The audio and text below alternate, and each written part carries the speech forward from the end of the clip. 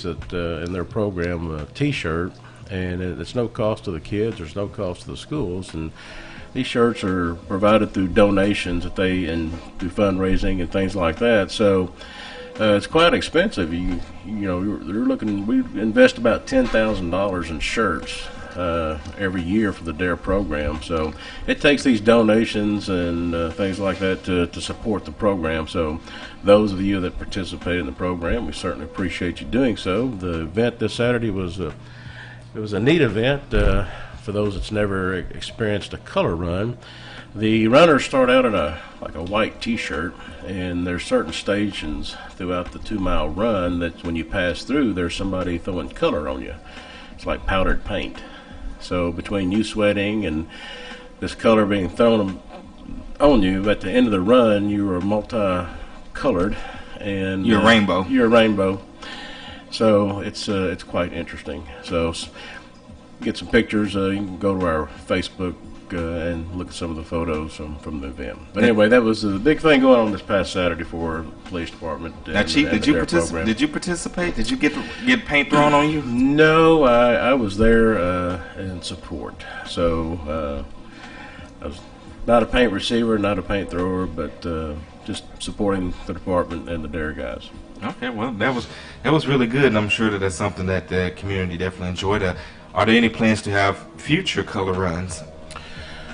Well, I think this is such a big program for the DARE. I think next year we'll probably do the same thing. Now, I think there's other organizations throughout the city that does something like this from time to time. So this is the first time I've seen one of these, and like I said, it's quite interesting. Okay. And what are some of the other things going on with the department? I know we always talk about police testing and Citizens Police Academy, and how are those programs going? Right. The Citizens Police Academy, we have one more session this week, and next week is graduation. So the spring session will be soon ending next week with graduation. Reminder that we are taking applications now for the fall session. We don't have the dates quite set for the fall, but we'll receive our apps, and that will be upcoming very soon. Get those dates set. Again, we run this program twice a year. We do it in the spring and we do it in the fall. So at this point, we've graduated over 130 citizens, including myself, including yourself, in the city. So I call those my ambassadors for the police department. The alumni are huge advocates for the police department and help us out with different projects and things that we do throughout the year, in which we had several of our ambassadors out there this past weekend at the color run, working the stations and distributing color and providing water to the runners, things like that. So the alumni is great support for the police department, and we certainly appreciate the men and women that dedicate themselves to this program. And I think, with the Citizens Police Academy, like you've always said, that having those people who can help provide the positive public relations for the police department, one of the things that you all taught us was for us to go back and share with people in our community, friends and family, things about why police do what they do, to dispel some of the myths and some of the negativity, right, and some of the opinions that people may have of policing. And I know that's something I've done. I know something that Mrs. Farrell done. Shout out to Mrs. Farrell. I know she's listening. I don't know if she'll get a chance to call in if she's babysitting or not, but I know there's at least two of us that can attest to that. Right. Well, the key to anything is education, and people that are not informed, it causes problems, and we want to inform people, and this is one way of reaching out and doing so. Also, another program that we're in the process of putting together is a Explorer program for the youth in the community. This is ages from 14 to 20. We're taking applications, and we're going to have this program up and running probably around June or July. And we have a call now. KLEK. KLEK. Did you hit the answer button? Oh, well, hit the drop. She didn't call back. That was Miss Farrell, but I guess we didn't catch it in time. While we're at this, of course, if you do have a call for Chief Elliott, the phone number is 870-277-1080. Okay, and let's try this again. KLEK. Is a pot 7 on that board? Is number 7 on that board? The joys of live radio. While we're figuring that out, I may have to get back over there for a second. We have a Facebook shout out to Lorenzo Balderas, Melissa Tomley Elliott, and Cora Evans Hester, and they are checking in on our Facebook live stream. And of course, if you have any comments, you can leave them on our Facebook live stream as well. So I'm going to get off here just for a quick second while Chief kind of tells us a little bit more about what some of the kids do in the Explorers program. Well, the Explorer program, it's through the Boy Scout of America program. It's a year-round program. It never ends, which somebody the age of 14, they could get into the program and stay till the age of 20. And they'll meet monthly and go through various training and talk about different aspects of policing and things like that. So, again, this is a program that's up and coming, and we're still taking some applications for that. There will be a limited number of people that will take into the program.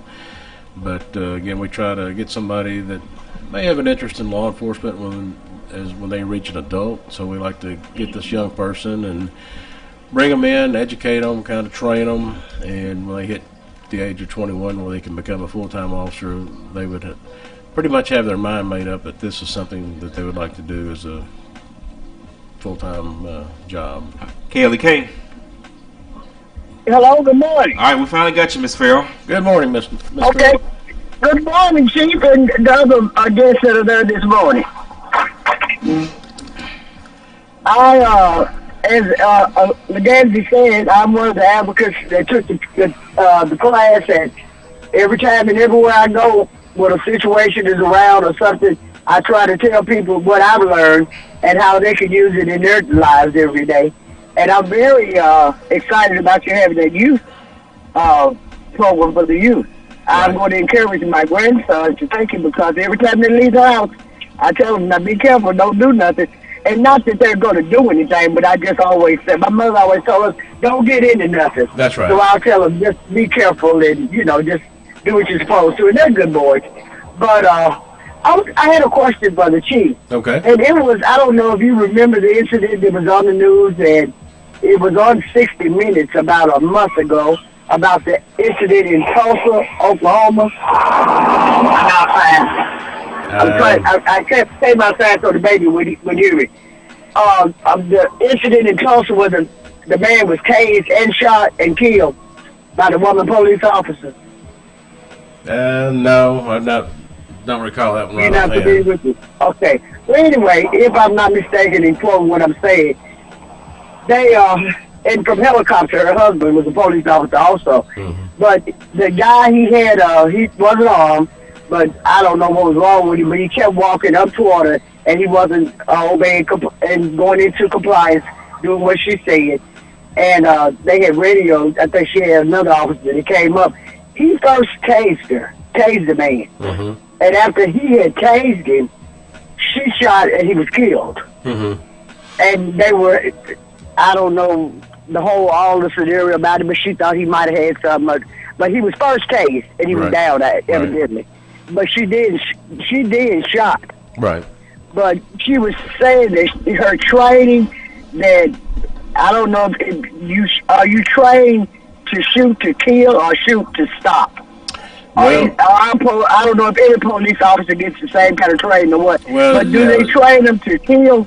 Absolutely. There's no training to wound. It's if deadly force is justified, and if you're going to deploy deadly force, then that's what it is deadly force. And okay, that's what I wanted to know. I said, but I don't know if you supposed to just knock one down, shoot them from the waist down, or yeah, no. There's a lot of myths. I mean, if somebody's using deadly force against an officer, such as a knife or a gun, it's not like TV. You shoot somebody and wound them, and the situation's over. TV causes a lot of problems on the reality of knives and guns and yeah, I know we do. Yeah. And as you know, when you went through class, when you're in these situations, you have a few seconds to make a decision. Then everybody else in the world has a lifetime to sit back and criticize and judge what you did. So. Well, she was saying her life was just, her life was in danger, just like as if. She wanted to live as well as I'm sure he did, but she had to do, I guess what she did. Right. But, well, that's something she'd have to articulate and prove to the court and the jury that. Well, that's what it is. They had it on there because she's getting ready to go to court on it, and she was trying to justify, why she did what she done. That is correct. So That's I was why just we're. wanting to know. Yep, you're correct. We That's why verified. we are a proponent of camera system and body cams, things like that. So it just kind of helps to, get the doubt out of folks' mind, and if you can Yeah, it capture it does. on video, Okay, it makes it well, easier for everybody. Okay, All I'll right. be talking to you again soon, and thanks. All right, thank you. for doing what Have a y'all good do. day. All right, thank you. All right, thank you for the call. And since you brought up the subject of body cameras, Chief Elliott, how is that progressing? I know that in past episodes we was asked, and you said that you have been evaluating different systems to determine which one is the best fit for the department. Any progress on that? Yeah, actually we have. We've tested a couple more vendors, and actually at 10 o'clock today I've got a meeting with a company called Axon. And this company recently made a national announcement that they would provide a body camera to every officer in the country to use for 1 year free of charge. So they're coming in today. We're going to sit down and talk with them and see how this program's going to work out. So this may be something that we may dive off into pretty soon. All right. Once again, we're speaking with Jonesboro Police Chief Ricky Elliott. We're also joined by Mrs. Katie Haydar, which is the crime analyst for the department, and Mrs. Karen Reinhart, who is the sex offender registration specialist for the Jonesboro Police Department. We're going to go ahead and bring them on, but had another Facebook shout out, and this is from Kubila. Even though she's under the weather, she's still watching on our live stream, and she says, "Good morning. I just wanted to say congratulations on the JPD's recognition at a reception during Child Abuse Awareness Month." Well, I would certainly agree with those sentiments, and congratulations. Thank you. All right, so Mrs. Haydar, let's go ahead and bring you into the conversation. Just tell us a little bit about yourself and your position with the department. Okay, my name is Katie Haydar. I'm from Jonesboro. I was born and raised here. I went off for a little while to go to college, and I worked for a little bit while my husband was in medical school, and he matched residency here, and so now I'm back. And my background is in analytics, and so I came to Jonesboro and kind of stumbled upon this position in a way, and I've been able to kind of take the Office of Crime Analytics and go with it. And I've been given a lot of freedom to kind of figure out kind of how crime analytics would look in Jonesboro, and I think that's kind of... Okay, so let's dive in a little bit to what you do, like for some of the, like when you do crime analytics, like analyzing crime patterns, like where hot spots are going, and how does data you use it to help the officers out in the field? Okay, so anytime a 911 call is made, anytime an incident report is taken, anytime you make contact with an officer, they document it somewhere. And so I take that documentation and I aggregate it, I put it all together, and I'm able to make reports based on people, places, patterns, and problems. I like to call it my 4 Ps.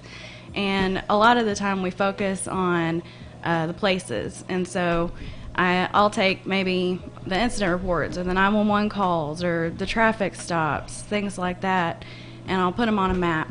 And it helps our sergeants and lieutenants tell officers where to go, where crime is hot at the time.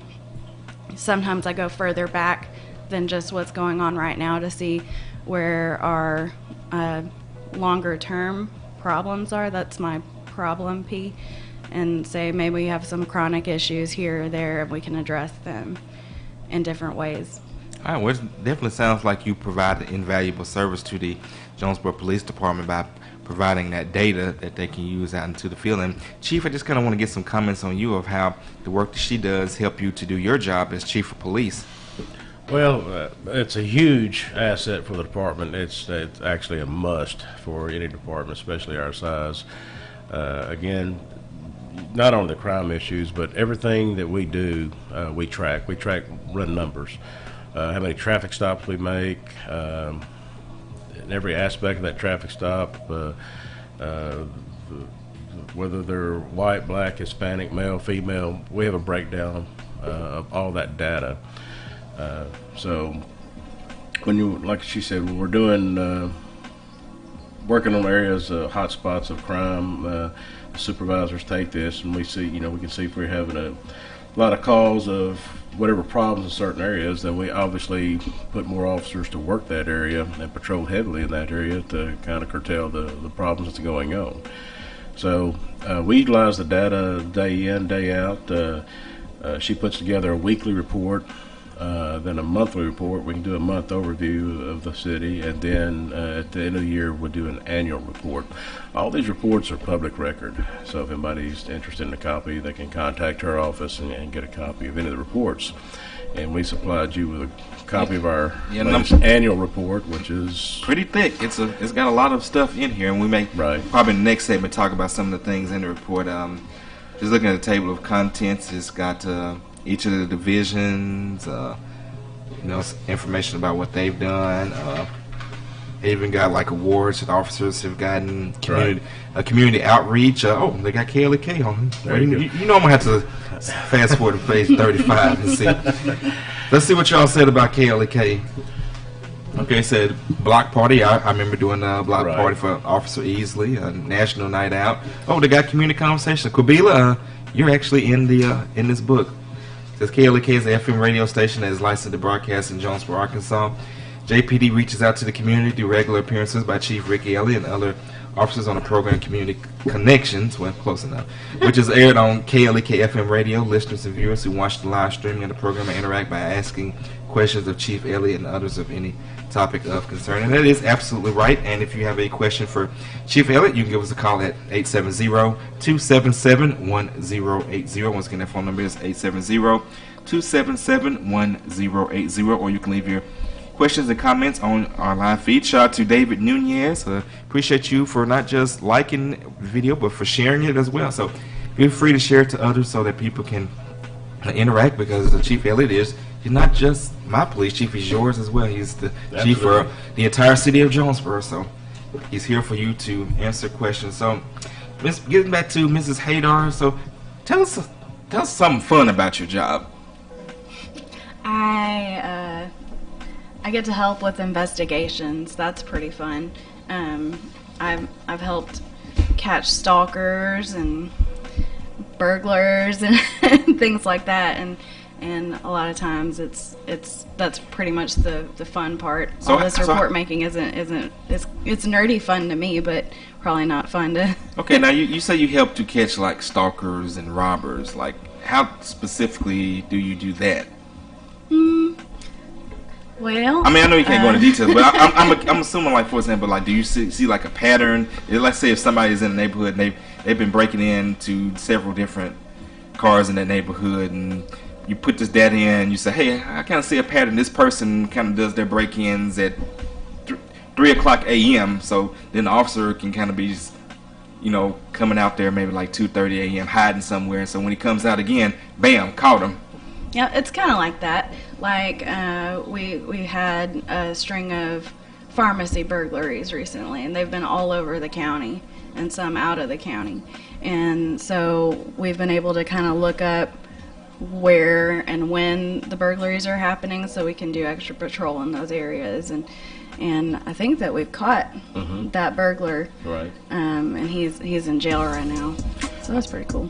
All right, we're going to get ready to go to break. This is Community Conversations with our guest, Jonesboro Police Chief Rick Elliott, Mrs. Katie Haydar, the crime analyst for the Jonesboro Police Department, and Mrs. Karen Reinhardt, the sex offender registration specialist. She's been in the studio smiling, but we're not going to leave her hanging out to dry. We're going to talk to her when we come back from break. This is Community Conversations, and you listen to KLEK 102.5 FM.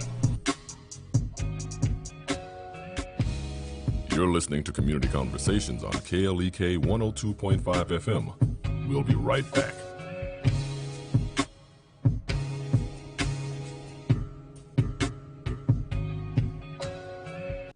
Is it time for you to get out of the driver's seat? I'm Mark Merrill with today's Family Minute. My friend's 15-year-old just got her restricted driver's license. You know what that means. Old Dad had to white-knuckle it from the passenger side. Talk about nerve-wracking. But believe it or not, he said the worst part wasn't the close calls with the curbs, cars, and trees. It was realizing that his little girl was growing up and that he needed to start letting go. Allowing our children to begin taking control of their own lives can feel like a bumpy ride. But letting go is the only way they'll ever find the road to independence. Remember, your family first. For more resources on today's topic, go to markmerrill.com. The Family Minute with Mark Merrill, helping families love well. Family Minute is made possible by the Kappa Nu Omega chapter of Alpha Kappa Alpha Sorority Incorporated, a nonprofit organization committed to service to all mankind. Kappa Nu Omega Alpha Kappa Alpha on Facebook and KNOMEGA1908.com. Support for KLEK is brought to you by the 17th Annual Arkansas Delta Family Gospel Festival, May 20th at the Cherry Street Pavilion in Helena. The festivities kick off at noon with praise and worship from the Fullness of Joy Choir from Jonesboro, followed by the sounds of the Vernon Harris Ensemble. Other performances include the Gospel Wonder Quartet, the Eternal Life Singers, Bishop Kenneth Robinson and The Chosen, and Stellar Award winner Canton Jones, headliner performer and Grammy winner Erica Campbell of Mary Mary. For information, DeltaCulturalCenter.com or 870-338-4350. Gospel Fest is brought to you by the Delta Cultural Center, the Department of Arkansas Heritage, and the Natural and Cultural Resources Council. Do you like the music you hear on KLEK 102.5 FM? Do you like the educational programming that we provide? Do you like the service we provide to the community? Do you like having a station to finally call your own that represents you? If so, please stop by or call any of our underwriters or sponsors that you hear on KLEK and tell them thank you for their support. The support of our underwriters and sponsors is vital for us to stay on the air. So be sure to let them know that you thank them for their support. And now back to Community Conversations on KLEK 102.5 FM. And we're back on Community Conversations on KLEK 102.5 FM. Joining us in the studio is our guest, Jonesboro Police Chief Rick Elliott. He is also joined by Mrs. Katie Haydar, the crime analyst for the Jonesboro Police Department, and Mrs. Karen Reinhardt, who is the sex offender registration specialist for the department. So we're going to start with Mrs. Reinhardt. I said at the end of the last segment, we're going to leave her alone. We haven't spoken to her yet. So Mrs. Reinhardt, just kind of tell us a little bit about yourself and what you do as a sex offender registration specialist. Yeah, it's a long title.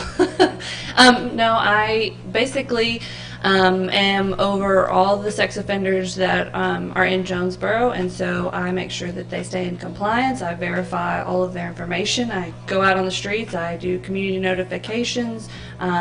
We're starting to notify through Facebook and tell all the daycares, depending on the level of the sex offender. I will let the community know in person, and then, like I said, through social media, through our JPD on Facebook and everything like that.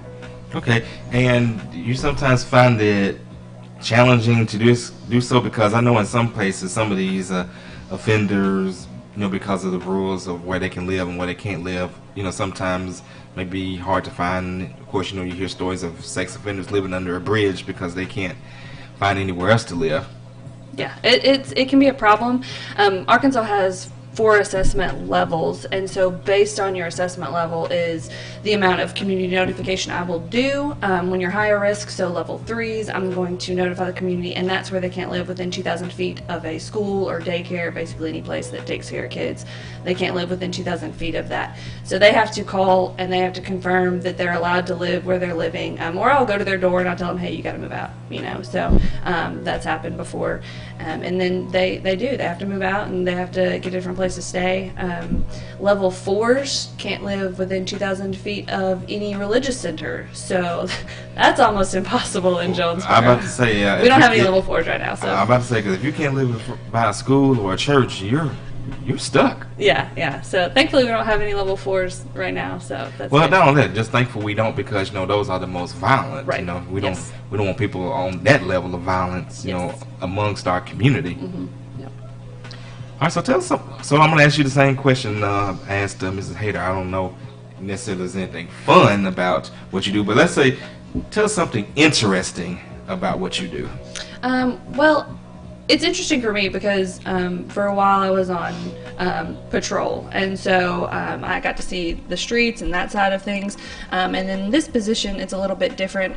It's more paperwork, but it's also more interesting to me, where I get to kind of investigate, these guys. If they're out of compliance, I get to go verify. I got to find out if they're in compliance or how, if they're lying to me, if they're moving around, if they're not telling me things. I get to go out and I get to verify and I get to check on that kind of stuff. And if they're not in compliance, arrest them.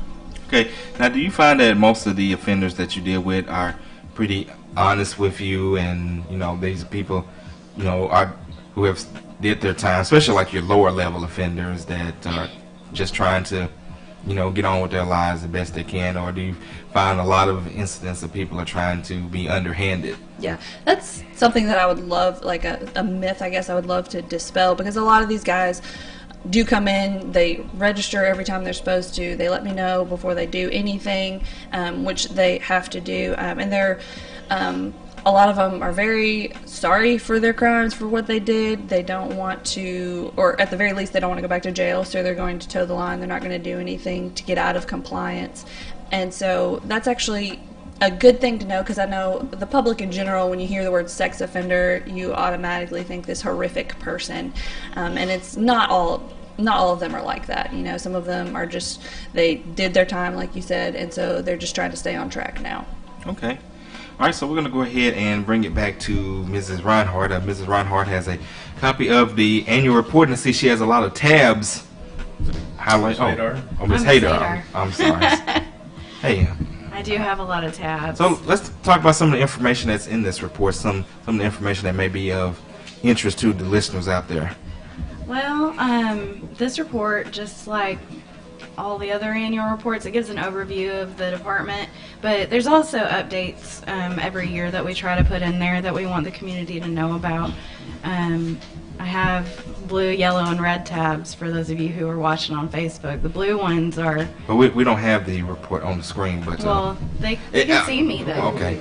Hi, I'm breaking the But I mean, wall. but next time you come, send the PDF of the report, because we can actually feed this stuff on the live stream if we get it ahead of time. All right.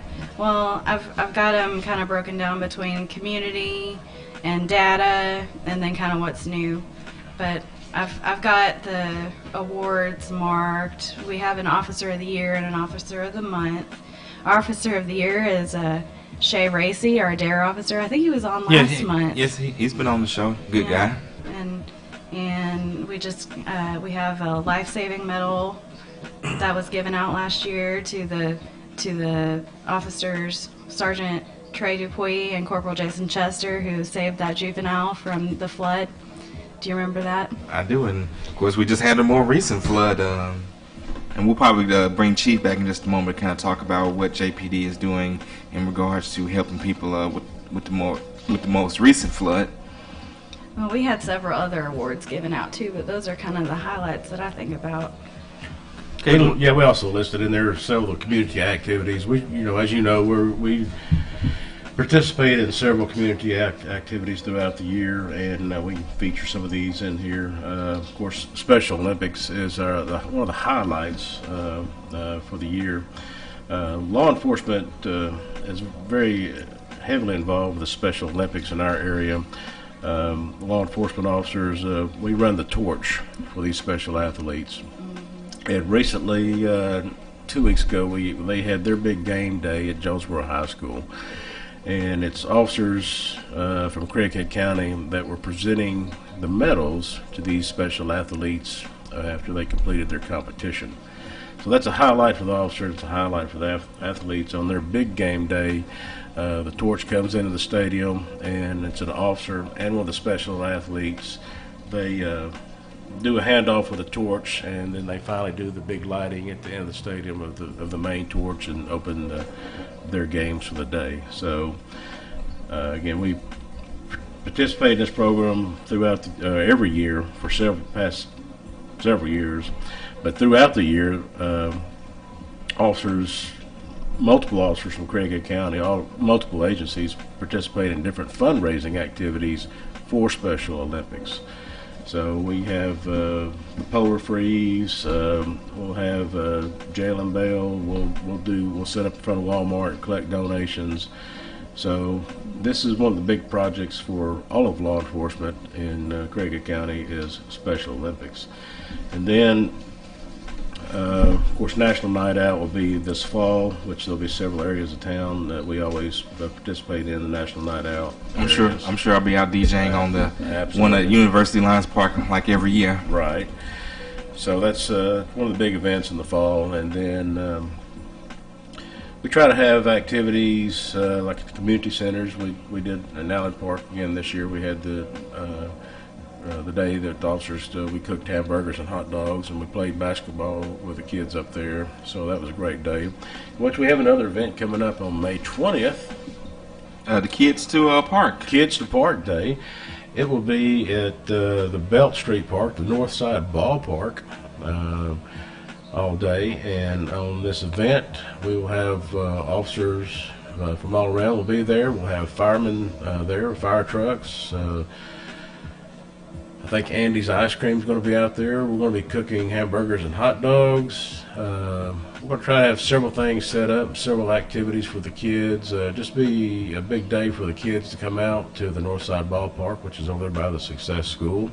So there's a huge area to park and for kids to come and visit and just interact with people that service the community, your police, fire, your EMS. They're all going to be on hand to be there and to, educate the kids on what we do. We have another Facebook shout out. This is from David Carnes, who actually was in session 2 of CPA with me, so shout out to you, David.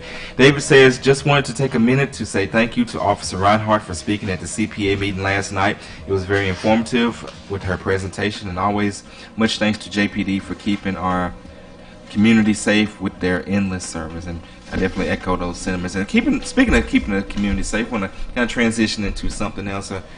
There's been some concern in the community about crime. We've had some break-ins. I know one that comes to mind was the one at Walgreens, and there's been some other incidents. I don't remember them offhand. Yeah, the robbery at Walgreens, right? And but there's been some others. I think some things happened. I think it may have been like some shootings or whatnot. So there are people are concerned, and one of the rumors that you hear in the street, on the comments I constantly see across social media, is that, crime is getting so bad in Jonesboro, it's turning into Memphis. So I want to address this to both Chief and Mrs. Haydar, because obviously you all got the numbers that can show that even though crime may be more than what it used to be 20 years ago, that I don't think it is as bad as what people are making it out to be. No, actually it's not. I mean, I think Katie's ready to chime in. Yeah, she's like making... if you'll go to page 39 in your book. If you'll go to page 39 in your book. So let's go to page 39. And she will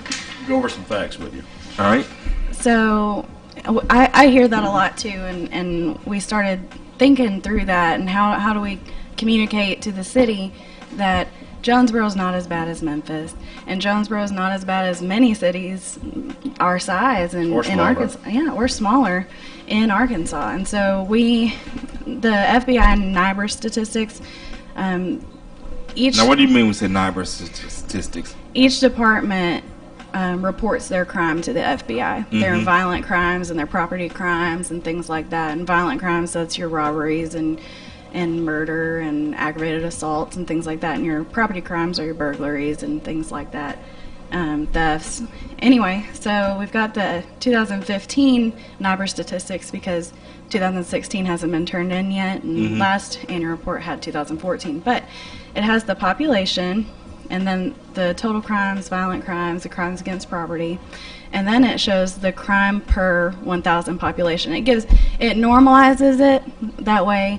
You can see, kind of based on the geographic area and how many people are in it, how many crimes are happening per 1,000 people. And Jonesboro in 2015 was a 6.95. Memphis is 11.71. That's twice the crime per person.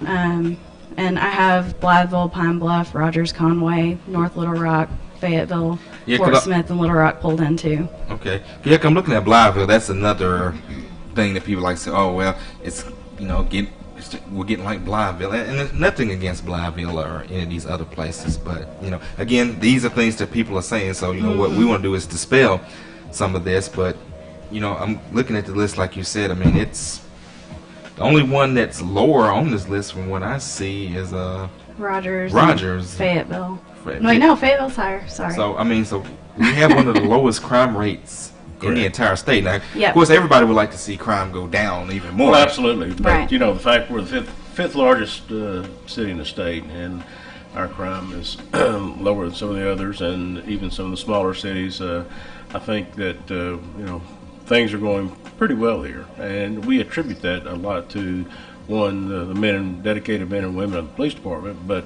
two, to the citizens of Jonesboro that helps do what they're supposed to do. And if you see something, say something, call it in. And when you get citizens involved in different situations going on, it helps us solve it. You know, as I've said many times, policing is not a spectator sport. It takes the whole community working together to make your community to be a safe place. So I think a lot, you know, hats off to the community for supporting our mission day in and day out, and this is the result of it. Okay, now, Chief, there's still going to be some people that are going to be concerned about crime, especially at night. So kind of just give some advice, some tips to people to protect themselves while they're out. Because I know, like, again, with the Walgreens thing, you know, some people were coming that they were kind of afraid to go out at night, afraid that somebody may sneak up from behind and there's always a possibility of somebody could be lurking and looking to do something bad. So we always stress to people, when you're out and about at night, be vigilant about what you're doing. You know, I can't say it enough. Stay off of the phone when you get out of your car, when you walk into the store and you're walking out of the store. Too many people are distracted by their phone, think they have to be on that phone from going from the inside the grocery store to their car. And, you know, if somebody's looking to prey upon somebody, that's what they're looking for, is somebody that's being distracted as opposed to somebody that's paying attention. If you walk out of the store and you're kind of scanning the parking lots and you see something that makes you feel uncomfortable, then do something about it. Either walk back in, ask store management to walk out with you, or have somebody walk out with you, or call the police, or wait till that person moves on.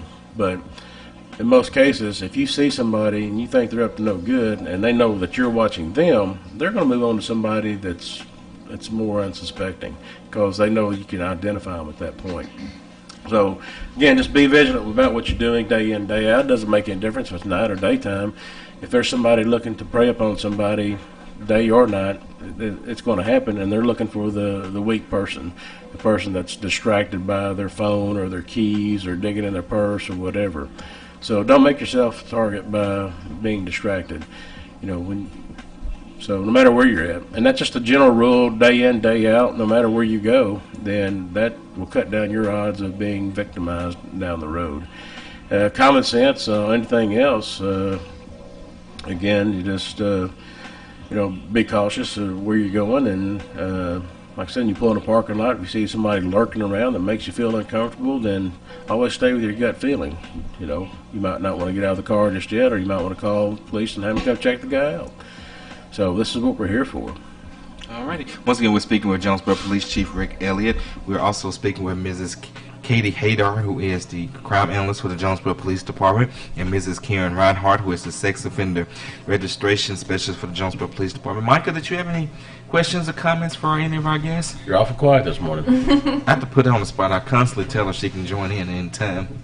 Well, I tend to get off subject, but I enjoy what you just gave tips on paying attention, and sometimes we do get a little too distracted. I've noticed myself often get a little too distracted and oh, what was I supposed to be doing? Right. Because I'm in my phone. Right. And I remember a young lady came up here and she was telling us about the analytics that they had done, or a study that they had done on how women take care of themselves in public and on campus, and what do they do for certain precautions and things like that. So I think that's very important, and I'm glad you touched on that. Yeah, that's the number one thing you can do for your personal safety, is just get your head out of your phone. Mm-hmm. There's nothing on that phone or Facebook that you've got to do. You know, you don't have to check in at Walmart when you get there, or you're walking across the parking lot that I'm not at Walmart. Well, yeah, it's not worth your safety to have to make that notification to everybody out in the world. Well, not only that, but you know, that's They're not at home. Let me go break in. Well, that's correct. Now you set yourself up if somebody's lurking your Facebook. And there's all kinds of scams that's going on right now. And that's something else we can touch on real quick, like that a lot of people are getting smishing, what they call smishing. Phishing. Well, you got smishing and phishing. Oh, okay. And that's a new one for me. Smishing. Smishing is texting. I've been getting text from a 404 number that, if I don't respond with this information, they're going to delete my Facebook account. Well, did you respond back saying, if you don't leave me alone, I'm going to arrest you? No, I'm still laughing because I don't have Facebook, so I knew that was a scam from the get-go. Mm-hmm. But that is going on, and unfortunately, there's people responding to it. The key to this is don't respond to it with anything, because once you do, it puts you back into the robo system of calling, and eventually they're going to find somebody that's going to give the information, then they're going to be victimized of credit card fraud or some kind of identity fraud somewhere down the road. So if you get a strange number coming through text or phone, and just don't answer it, and check your voicemail, and more than likely it's some kind of telemarketer or something. If you think it's the government calling wanting information from you, then not. Anybody that's calling wanting kind of personal information, you need to verify that. Do not give out credit card or any kind of personal identification over the phone or over, especially texting, unless you have verified where it's coming from. Because right now, we're having hundreds of citizens in Jonesboro being scammed. This is going on rampant, and I even get the same stuff. And no matter who you are or where you are, it's happening, and just encourage the citizens to just be aware of it. I think Channel 8 ran this on the spot the other night on the news. You can go to their website and download some more information about it. This may be something I can furnish y'all. We can post on your website also. Well, we definitely would do that, because I know that especially senior citizens, some of them get targeted with the IRS scams. Correct, and that's unfortunate, because all too often we'll see them lose what savings they have on a scam, and sometimes there's just not anything we can do about it. Once again, we're speaking with Jonesboro Police Chief Rick Elliott, Mrs. Katie Haydar, and Mrs. Karen Reinhardt of the Jonesboro Police Department, talking about a plethora of topics. And of course, we're also taking your calls at 870-277-1080. Caller, call back in about 5 minutes, and we'll take your calls then. So caller, call back about 5 minutes, and we'll take your call then. You listen to Community Conversations, and this is KLEK 102.5 FM. You're listening to Community Conversations on KLEK 102.5 FM. We'll be right back.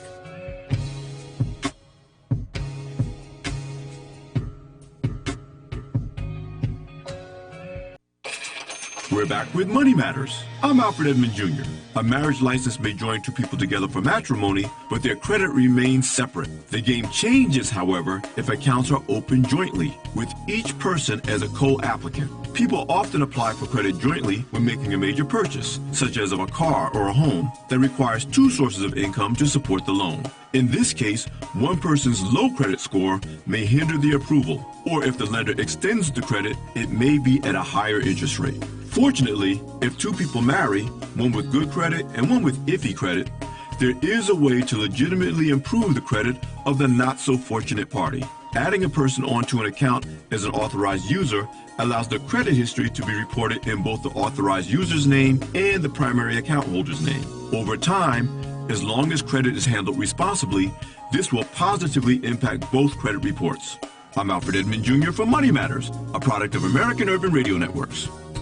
Money Matters is made possible by the Jonesboro Alumni Chapter of Delta Sigma Theta Sorority Incorporated, a nonprofit organization dedicated to uncompromising commitment to communities, service, leadership, empowerment. www.jonesboroalumnidst.org. Money Matters is brought to you by Bancorp South, offering checking, savings, loans, credit cards, and wealth management. 5 locations in Jonesboro to serve you. www.bancorpsouth.com or 870-972-9800. Hey y'all, this is Dariana, and I'm one of the members of the Golden Fire Reds. Come see us live Friday night, May 12th, 7 o'clock at the Epicenter. 1899 CR 333 Hasbrook Road in Jonesboro, Arkansas. It's gonna be swinging, hair, back popping and attitude. It's just gonna be lit. Come see us. You could get your tickets for $5 or 2 for $8. You could get your tickets from KLEK website. This event is a KLEK and Golden Pirates fundraiser.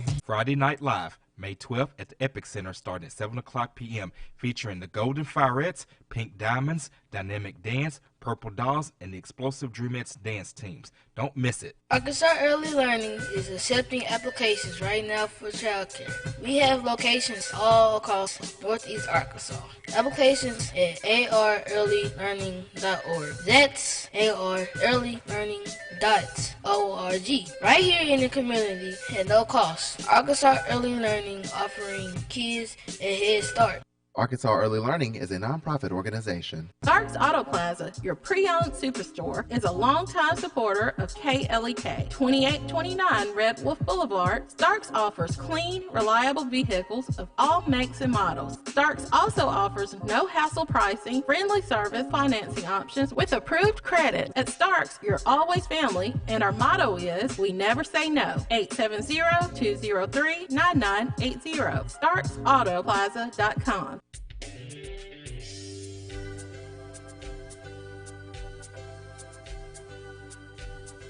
When a woman gives her all to a boyfriend, she is hopeful about the future. Marriage was in her future plans until she received some shocking news. Now with her dream shattered and life altered, she has to pick up the pieces and move forward. It was in this experience that she realized that love has no protection. KLEK 102.5 and Massey Production presents the inspirational gospel stage play, Love Has No Protection, a story that will inspire you, renew, and reaffirm your faith. Featuring performers from all over Arkansas, Texas, and Louisiana. One big show, 7 p.m. Saturday, June 24th at the Arkansas State University Student Union Auditorium. Tickets are $10 in advance, $15 at the door, and can be purchased at KLEK Cool Cuts and online at www.klekfm.org or by calling 870-277-1080. Bring the entire family Saturday, June 24th to the Arkansas State University Student Union Auditorium to see Love Has No Protection, the inspirational gospel stage play, 7 p.m. This event is a KLEK fundraiser.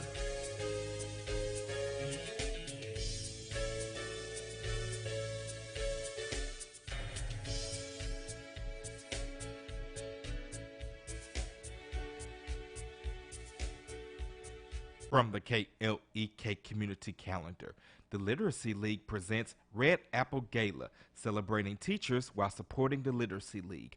This red carpet event will show love for retired teachers, current teachers, and future teachers in Craighead County and their guests. Saturday, May 6, 2017, from 6:30 p.m. until 8:30 p.m. There will be dinner and entertainment provided. This event will take place at the St. Bernard's Center, 505 East Washington in Jonesboro. A special recognition will be given to Mrs. Deborah Agnew. Ticket and other information is available at 2017redapplegala.eventbrite.com. Proceeds will benefit the Literacy League. All teachers attending the event will be entered into a drawing for community-sponsored gifts. And now back to Community Conversations on KLEK 102.5 FM. And we're back on Community Conversation. I believe we have a caller on the line. Caller, are you there? Yes, I am. Okay, Mike could turn that pot down. It's, I believe, number 7 on there. Caller, what's your name? My name is Mamie Davis. Okay, Mamie, and what's your question for Chief? I don't have a question. I'd like to make a comment. Okay. First of all, my name is Mamie Davis again, and I was born and raised here in Jonesboro, and I've seen a lot of changes here. And I was listening to the remarks that they were making, and they are right. Crimes are not as bad compared to other cities our size. But we have a lot of people that have moved into Jonesboro that, that are doing things. And Jonesboro Police Department is really a good police department. I don't agree with some of the officers, the way that they approach people, because we all are adults and we like to be treated as so. But we have grown so much in the last 20 years, And people really don't know about our city. If they think they can get away with anything illegal in this town, they are badly mistaken, because we have a very, very good police department. And I am a proud citizen of Jonesboro, and I like to commend the Jonesboro Police Department, because they are doing a good job, and they do need to stay on top of things. So I like to say, just keep on doing what they're doing. Well, thank you very much I need to say this morning. All right, we thank you for the call. Yeah, thank you very much for your comments and your support. And it's always good to have good positive comments like that. And again, the men and women of this department, they love what they do, and obviously they're very dedicated to the cause and protecting the citizens of Jonesboro. And it's not a perfect world out there, but we try to do our best to strive for perfection every day in what we do. And yeah, there's always some glitches along the way, and we try to address those and fix them as they come up. But again, we're a blessed community. I think, kind of getting off this subject, recently the Jonesboro released that we were the top 5 in the country for places to live with people with families. And then we're one of the top places in the country for retirement. That was a news release that just came out from the city of Jonesboro. This came from national study. So there's a lot going on in Jonesboro, and there's a lot to be proud of about this community, and we take pride in what we do, and we hope that everyone in the community does so also, and help us in helping you and keeping crime down to a minimum and solve it when it does happen. All right, and we want to thank the caller for that call, and Chief for his comments. So, Chief, I know you got to get ready to head out, get to your meeting in just a minute, but I know you want to mention the prescription drug take-back program before you left. Sure. Every week, or not every week, this past weekend we had our annual prescription drug take-back, and in the 6-month period of collecting, we have a collection box where people can drop off their unused, unwanted drugs located at the police department on Caraway. And from October till this past Saturday, we've collected 671 pounds of pills, and those have been turned in and destroyed. Last year, we've collected over 1,100 pounds of prescription meds in that box. So this is a great program we have. The box is located on the Caraway Police Department. If you have any unwanted or unused prescription drugs, you can just drive by and leave them in the pill container, or throw them in a plastic bag, tie the bag off, and just open the deposit door and drop it in there, and then we'll take it and secure them and have them destroyed later on down the road. Okay, Quabila had a quick question. She says, how are y'all able to make such quick arrests in some of these recent crimes? Well, it goes to good police work, good work with the community getting involved, and sometimes dumb criminals. Staying up all night sometimes too. And staying up all night. This last shooting incident, the detectives pretty much stayed up all night and worked all weekend with maybe a couple-hour nap, and which resulted in a quick resolution in that case. So again, it's the dedication of the men and women of the department to get out here and solve these things, especially violent crimes, as soon as we can.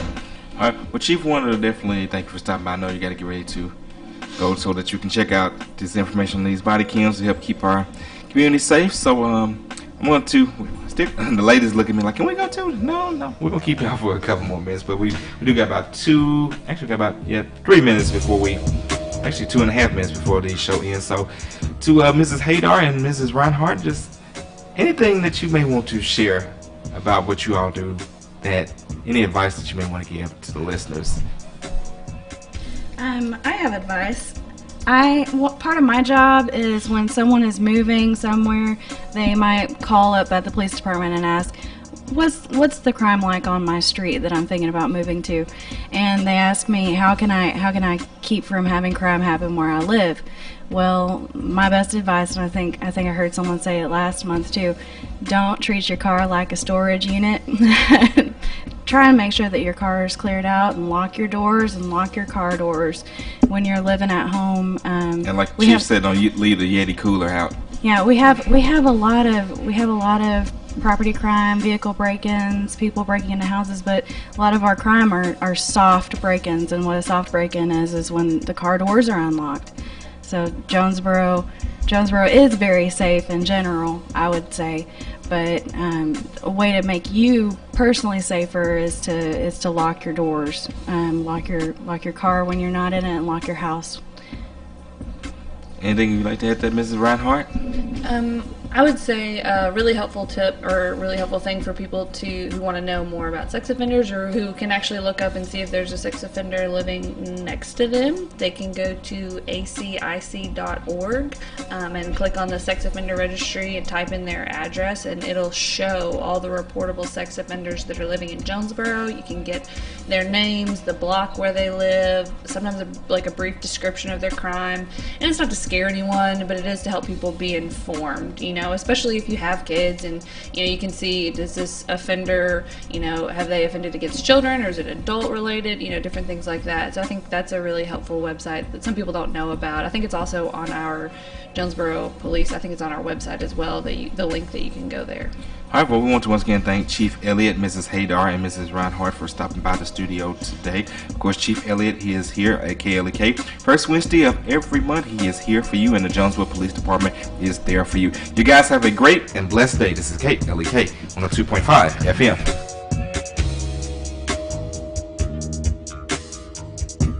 Thank you for listening to Community Conversations on KLEK 102.5 FM, a program focusing on the people working